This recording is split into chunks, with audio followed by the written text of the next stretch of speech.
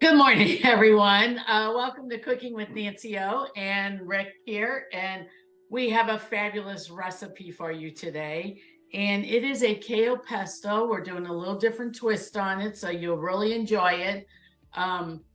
When we grow this kale on the tower, guys, it grows like gangbusters. Gangbusters, that's a good word for it.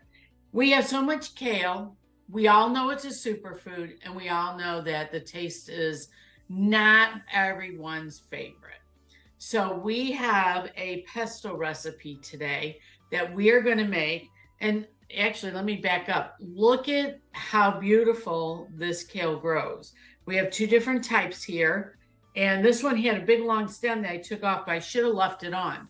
Because what we want to share with you is that this pesto will be a stronger flavor and more nutritious because it's getting all of its nutrients on a regular basis on the tower. The tower grows this stuff like crazy. And what we found out is when you make pesto, you use the whole stem. So you have some of them in here, don't you? So there's no waste. You can make this up ahead of time. We in the past have put it in small containers and put them in the freezer. So if you have an event to go to, one, you can serve it on crackers. If you come home from work and you're hungry, before you go to work, put it in your refrigerator. When you come home, cook up some whole wheat pasta and put it on there.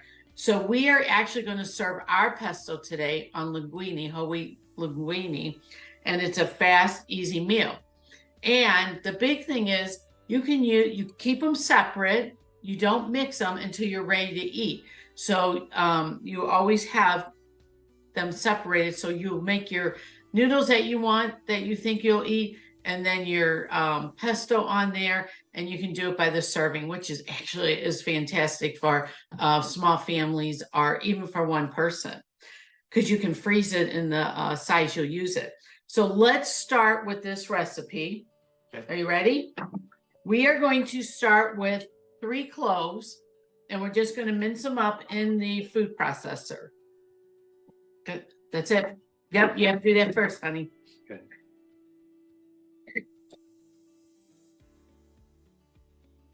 That was good. Okay, then next we're going to add the kale. Here you go. I'll let you do that. Oh, sorry. I guess I should have done it for you. And then we're going to add these 2 extra kale in there. Did you hear that snap when I broke them apart? That's how crunchy they are. And when you do your 3 cups of kale, Rick packed it down really tight, but then it fluffs back up. So you might be thinking, oh, that was more kale than what you said. But no, it's all in there. We're going to throw some lemon juice in there. Okay. Hold on. So we have, about 2 tablespoons of lemon juice here. You can add more for flavor. And we'll kind of cover that as we go. And here's your salt and pepper. Let's see, what else are you putting in this time? Let me look at the lemon juice. Oh, the pecans. Okay, normally with pesto, everybody uses pine nuts. We took pecans and we toasted them. And remember, we just did it in a nonstick pan. We sprayed it, and then I watched it real close. And now we're going to add this. This will add a nice, nutty, rich flavor in there. And it will taste so good. Yep. Okay, I'll move those. That it? That's it, I think. Ready? Look at it go. Think you'll need more lemon juice? It said something about, yeah. All right, look at. Or did it say? Nope, I'll get some lemon juice.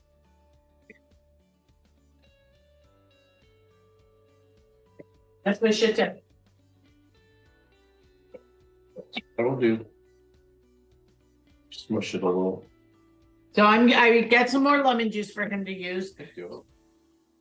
Oh, the oil. We forgot the olive oil. We can't be perfect every day, honey. Yep. Okay, and just so you know, when you make the pesto, drizzle the oil in as you're making it. And he's going to readjust, and then wait till you see this. And we have a lot of kale in there. So if you're going to add more lemon juice or more olive oil while you're doing this, you just add a little more salt and pepper, and season it up. That's a really big batch. Okay, it's just gonna take a little bit. Oop. Broke my scraper, guys. Don't do that to it. There you go. The here, get some more. So obviously you have to scrape it as you're going. You want a new scraper. If you break this one, you're dead.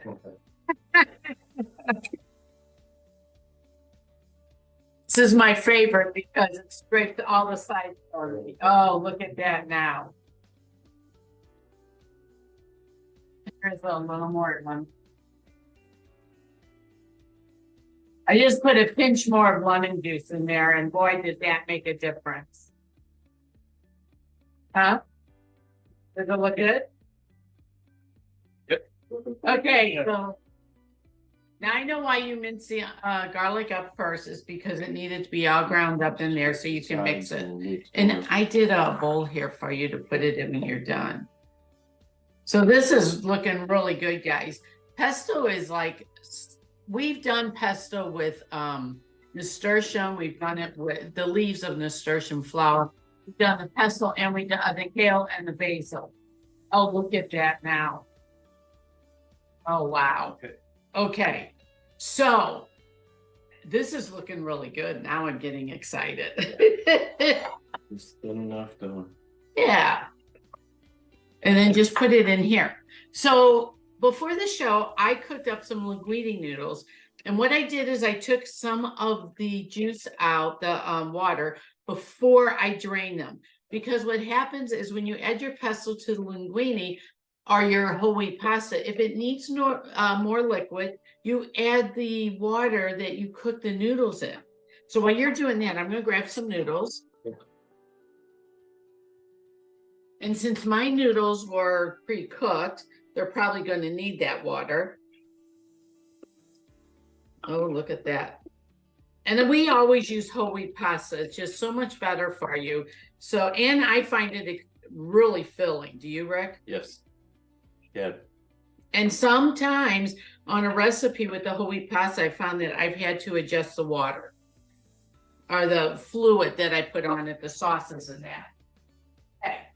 Now, are you ready? I need a spatula. I'm going to take a little bit of the pesto and just add it right to the noodles here. How much pesto you want on there? A little bit. A little bit more? Go ahead and put it on. I'm looking for a spoon. I don't have one, so I'm going to just pour a little bit of water. Now, on the recipe, it says when you add the water, it will be diluted. I guarantee you, if you're using kale off a tower, it's going to make it perfect because the vegetables off a tower are so dense with flavor. Look at that. We look like pros now that we got the pesto made. Yep. Are you cheese go on? Okay, let's add some cheese on top. We probably should have mixed it in with the pesto, but so you have the option of Parmesan cheese. Oh boy. You're ready to dig in, aren't you? Is it mixed up enough for you? Yep. Stop mixing so you can. Okay. He loves pasta, so I'm trying to make all kinds of healthy pastas that he can eat so he has a better nutrition. I don't want to say a better diet because his diet's good.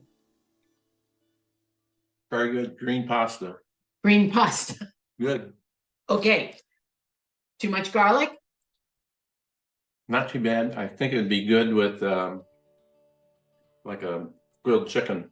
Oh, grilled chicken on there would be wonderful. Or a nice steak. If you eat red meat. Yeah. How about a nice grilled piece of fish?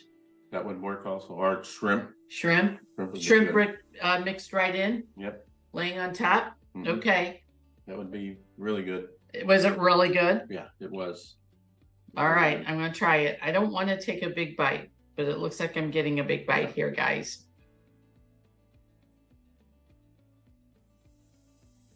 Mmm. You can taste the green in it. Yeah, it's very good. Very Oh, good. wow. Guys, that's really good. I really like it. I would eat it with shrimp. I'm not a fish eater, but I would eat it with shrimp. I think that is fantastic. Yeah. And it wasn't that hard to make once you got the fluid going on the food processor. That was really good. I would add more nuts to it because I want a little bit more nuttier flavor. So this was fantastic. Oh my gosh, I love this recipe. Okay, so you make the pesto, freeze it up in your serving sizes, individual for 2 people, 4 people, however you want. When you're ready to eat, you pull it out, you make enough pasta for that meal, and then you have your sauce already made. And you saw it didn't take that long to make the pesto. So you can make several batches. We're in this busy holiday season. What a great time to have pre-made meals, and you can have it ready to go when you get home. And I even think kids would like this because it's no different than eating a tomato sauce. Yeah. It's very, very good. Oh, this is an excellent recipe. Yep. Okay. So remember though, when you pull your kale from a tower, the flavors are really intense. So when you add the pasta water to it, it's not diluted at all. Next week, we have a surprise guest coming next week, and I'm very excited for her to be here. And we're going to, we haven't decided what we're cooking yet. We got to blend our menus here, and it's going to be a great show next week. It'll probably be a little bit longer, so be prepared to watch a little bit longer, but you'll really, really enjoy it. Her name is Katie, and so she'll be joining us next week. So surprise recipe, surprise guest, and we cannot wait to see you next week. And this week, man, take care of yourself. I know we have a lot of rain going on here. Did you want to say something? You gave it half away, she and Katie. Shut up. He's not nice to me today for some reason. No, I'm kidding. Yes, it is a she and it is Katie. So, all right. You guys take care of yourself. We have rain going on here in St. Louis, so the roads are a little slick. If you're having bad weather, be careful and enjoy your week. And I can't wait to see you guys next week with our guest, Katie. Bye for now. Okay, this was good. Yeah, we got the shrimp downstairs. Yeah, we do. Yeah, okay. Good job. I love Excellent. it. Love it. Yep. I love the fact that we can freeze it. Oh yeah, that's the best part of it. Freeze it up and then